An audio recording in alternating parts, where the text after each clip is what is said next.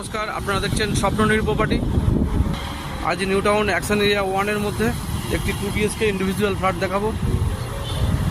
পাশেই থাকছে বিশ্ববাংলা গেট, এর পাশে রবীন্দ্র তীর্থ, NKD টেকনো ইন্ডিয়া কলেজ, পাশে আরেকটি নতুন স্কুল তৈরি হচ্ছে।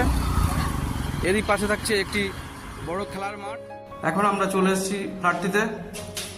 সদুঘাটা individual ownership land, G+4 building তৈরি হয়েছে। এক একটি ফ্লোরে এক একটি 2 BHK। এই বিল্ডিংটির মধ্যে 3rd ও 4th ফ্লোর সেলের জন্য থাকছে।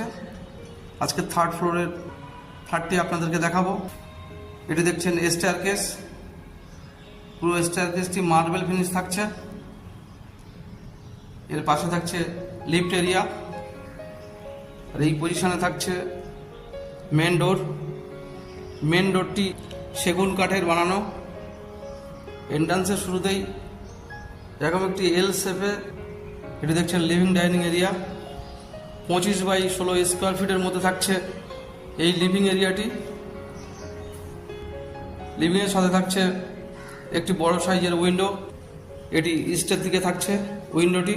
পাশে থাকছে ডাইনিং, ডাইনিংয়ের মধ্যে থাকছে বড় সাইজের উইন্ডো, এটি থাকছে সাউথের দিকে।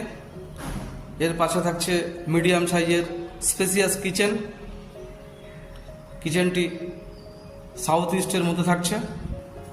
এবার নেক্সট পজিশনটি দেখাবো। লিভিং ডাইনিংয়ের পাশে থাকছে কমন ওয়াশরুম, মিডিয়াম সাইজের মধ্যে এই ওয়াশরুমটি থাকছে। ফ্রন্টের দিকে থাকছে দুটি বেডরুম, এটি ফার্স্ট বেডরুম। 12/14 স্কোয়ার ফিটের মধ্যে থাকছে এই বেডরুমটি।